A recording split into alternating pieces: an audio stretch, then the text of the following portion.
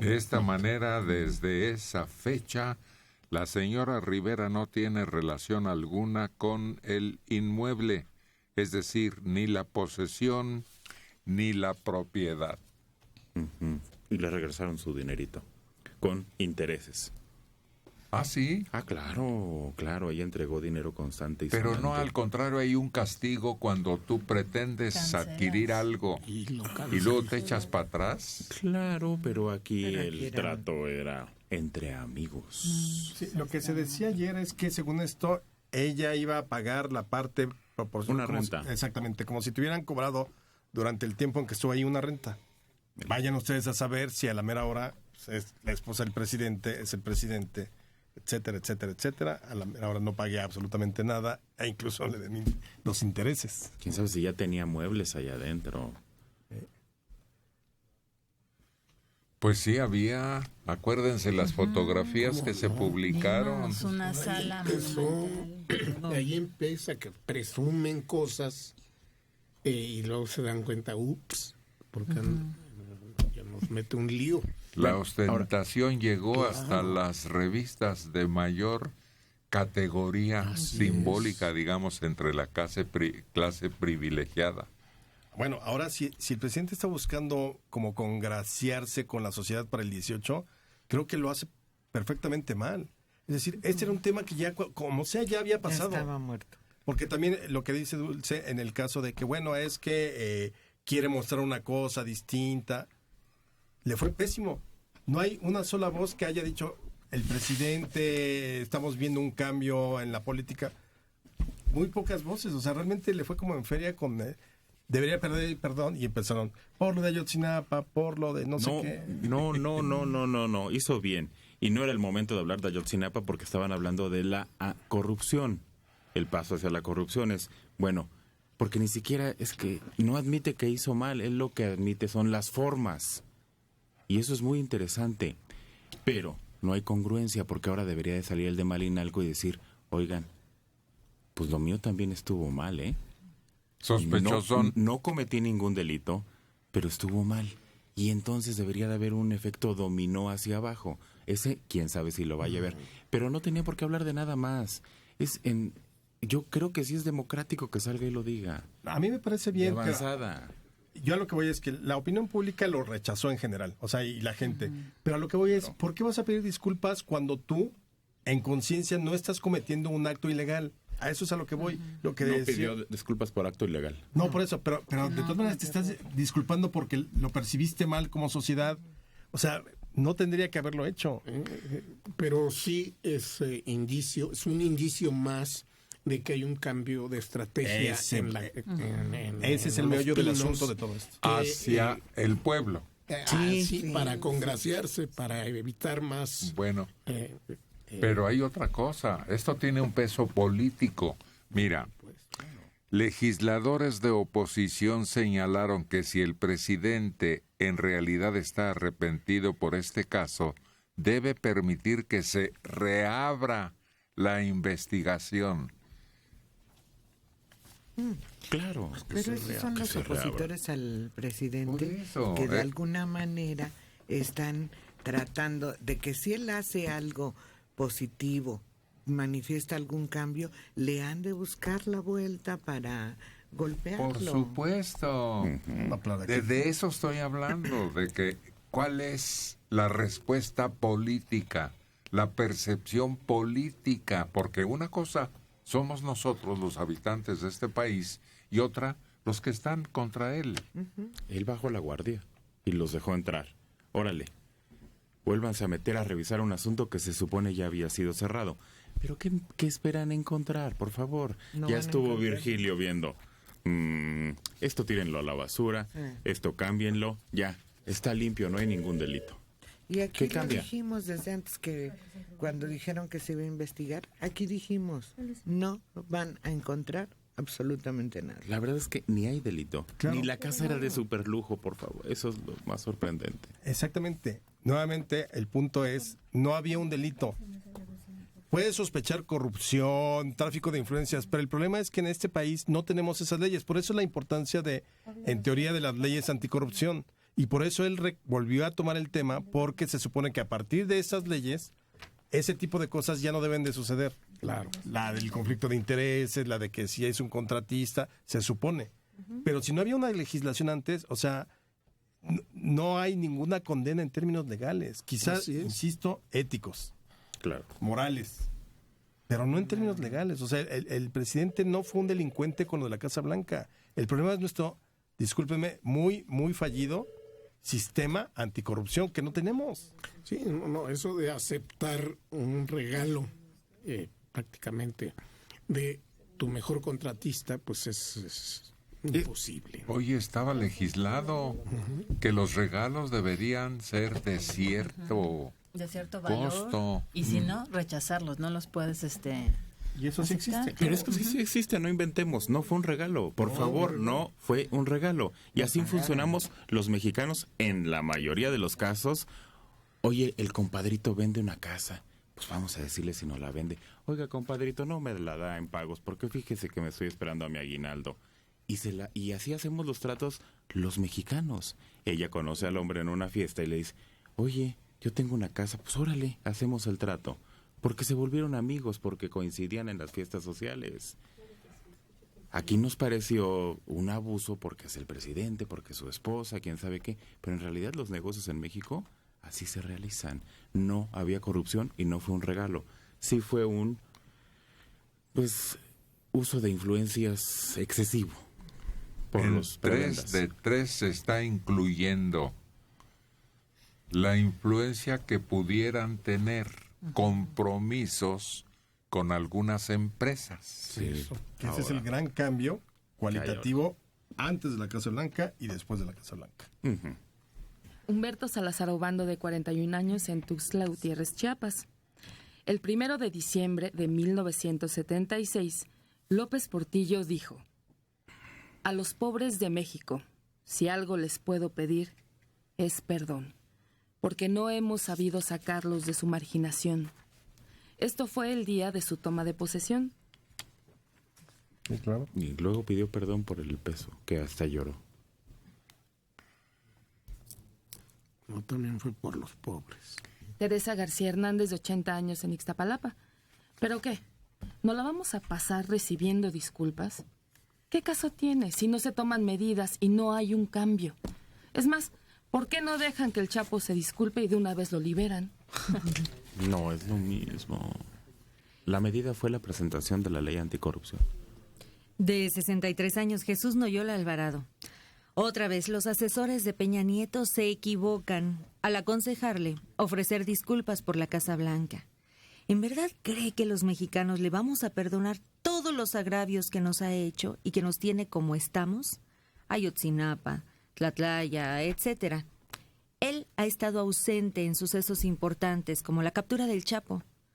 Nos ha apuñalado con el aumento a los productos de la canasta básica. Lo que hizo ayer fue una medida desesperada porque sabe que está haciendo que su partido pierda el 18. Pues eso es lo que quiso, que nos enteremos todos. Y luego a ver qué cauce toma ese acto inusitado. Por cierto, ayer temprano, antes de retirarnos, hablamos de Virgilio Andrade, que anunció que renunciaba a su cargo, pero parece que no obedece sino a las nuevas leyes. Andrade había sido designado por el propio mandatario en medio de aquel escándalo de la Casa Blanca, pero según las nuevas disposiciones, el secretario anticorrupción deberá ser nombrado por el Ejecutivo y luego ratificado por el Senado. Así que salía sobrando. Pero tampoco renunció antes, o sea que... Yo le había dicho, no te acepto la renuncia porque le tienes que entregar a tu sucesor. Exacto. Las cuentas una por una, no le botas ahí el changarro. Sí, eso estuvo muy... Claro. Esa era una medida protocolaria que se brincaron aquí a la torera. Exacto, ahora vamos a esperar a ver qué pasa con Virgilio. Pues le dan una nueva chamba y ya. Ese es el problema. En este gobierno ese ha sido la consecuencia, la mala consecuencia de algún cambio. Corren al del helicóptero, Copperfield, ¿o cómo se llamaba? Bueno, es lo mismo. Desaparece de la Conagua y le dan un puesto de una empresa que es subsidiaria de la Conagua, a la que él le daba dinero. Entonces hemos visto que los premian. En lugar de castigarlos, en lugar de exigirles cuentas, como dice Alejandro, les dan un premio. Tienen paracaídas. O que los vayan a mandar de embajador a algún lado o de cónsul. Que a Londres lo van a mandar. Oye, qué premiesazo le van a dar al muchacho. Ese mero. Pedir perdón tiene al menos 3 partes o etapas. La primera es pedir perdón. Otra es el aceptar la solicitud de perdón. Y tercero, el que ambas partes se reúnan para limar asperezas. Las 2 últimas no sucederán. No hay punto de reconciliación con Peña. El pueblo ya condenó. Los abusos, corrupción y sobre todo el cinismo es lo que destaca en este caso. García, Videgaray ha estado agazapado todo el sexenio. Creo que prefiere no hacer ruido y no atraer los reflectores, aun siendo al principio uno de los sucesores naturales. Pero su Casa Blanca de Malinalco lo atenuó. Yo creo que no. Él hace exactamente lo que le corresponde. Y además, no necesita, él tiene una función muy clara que es mantener la economía estable. Subirle por aquí, decirte que debido a lo del Brexit hay que tomar medidas importantísimas que no vienen al caso, pero bueno. O sea, todo ese tipo de cosas, y en su momento, si él va por la grande, va a salir. Pero te va a demostrar, miren, pues con todo sí se ha ido deslizando el peso, etcétera, pero está controlada la inflación, tal. Esos son mis números. Recuperó hasta dinero del que habían sacado del país, ahora que se ventiló, ¿no? Aquí nuestros compañeros de producción se están acordando de que ante 30,000 soldados en el campo militar número 1, Salvador Cienfuegos Cepeda afirmó que quienes actúan como delincuentes no solo incumplen la ley, sino que no son dignos de pertenecer a las Fuerzas Armadas.